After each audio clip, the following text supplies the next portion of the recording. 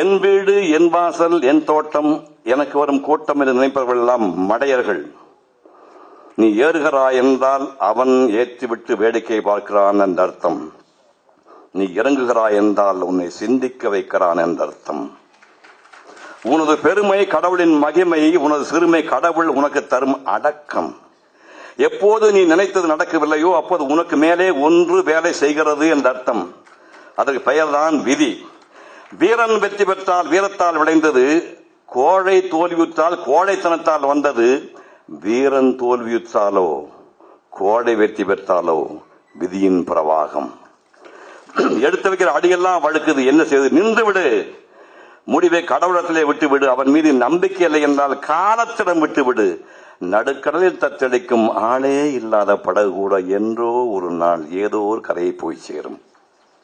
கடவுளே இல்லை என்று வாதிடுவோரும் நீண்ட காலம் வாழ வேண்டும் என்றும் இறைவன் ஏன் விதித்திருக்கிறான்? தங்களது கொள்கைகள் தங்கள் கண் முன்னாலேயே தோல்வியடைந்து கண்டு நொந்து போக வேண்டும் என்றுதான். உண்மையான பக்தியுள்ள சிலருக்கு நீண்ட ஆயுளை ஏன் கொடுத்திருக்கிறான்? தங்களது பக்தி நியாயமானதே என்று அவர்களும் மற்றவர்களும் உணர வேண்டும் என்றுதான். வந்தவனையும் வருகின்ற வல்வனையும் கந்தன் என்று சொல்ல கலங்கும். ஆனால் செய்தவனையும் செய்கின்ற தீவனையும் ஓர் எதிரொலியை காட்டாமல் மறையா. நீ விதைத்த வினைகளை நீயே அறுவடை செய்த பின்னால் தான் அந்த நிலத்திலே வேறு பயிர்களை பயிரிட முடியும். ஆசைகள் அற்ற இடத்தில் குற்றங்கள் அற்று போகின்றன. குற்றங்களும் பயங்களும் அற்று போய்விட்டால் மனிதனுக்கு அனுபவங்கள் இல்லாமல் போயிடுகிறது. அனுபவங்கள் இல்லை என்றால் நன்மை தீமை உணர முடியாது. தவறுகளின் மூலமே மனிதன் உண்மையை உணர வேண்டும் என்பதற்காக இறைவன் ஆசையை தூண்டி விடுகிறான். நம்மிடம் ஏதுமில்லை என்று நினைப்பது ஞானம், நம்மை தவிர ஏதுமில்லை என்று நினைப்பது ஆணவம். ஞானம் பணிந்து பணிந்து வெற்றி மேல் வெற்றி குவிக்கிறது, ஆணவம் நிமிர்ந்து நின்று அடிமாங்குகிறது. உன் வாழ்க்கை பூஜ்யத்தில் ஆரம்பமாகிறது. அந்த பூஜ்யத்துக்கு முன்பக்கம் நம்பர் விழுந்தால் அது இறைவன் பரிசு, நம்பர் பின்பக்கம் விழுந்தால் அவன் சோதனை. மேடும் பள்ளமுமாக வாழ்க்கை மாறி மாறி வந்தால் உனக்கு பெரிய வீழ்ச்சி இல்லை. ஒரேடியாக உச்சிக்கு போய்விட்டால் அடுத்து பயங்கர சரிவு காத்திருக்கும். வீழ்ச்சியில் கலக்கமோ எழுச்சியில் மயக்கமோ கொள்ளாதே. ஆசைகள் 3 விதம்: மண்ணாசை, பெண்ணாசை, பொன்னாசை. மண்ணாசை வளர்ந்து விட்டால் கொலை விழுகிறது, பெண்ணாசை வளர்ந்து விட்டால் பாவம் நிகழ்கிறது, பொன்னாசை வளர்ந்து விட்டால் களவு நடக்கிறது. இந்த 3இல் ஓராசை கூட இல்லாதவன் மிக குறைவு. எனவே இவை கடந்து பற்றற்று வாழ்வதே உயர்ந்த வாழ்க்கை. பற்றற்று வாழ்வது என்றால் அனைத்தும் திறந்துவிட்டு ஓடிப்போய் சன்னியாசி ஆவதல்ல. இருப்பது போரும், வருவது வரட்டும், போவது போகட்டும், மிஞ்சுவது மிஞ்சட்டும் என்று சலனங்களுக்கு ஆட்படாமல் இருப்பதே பற்றற்ற வாழ்க்கை.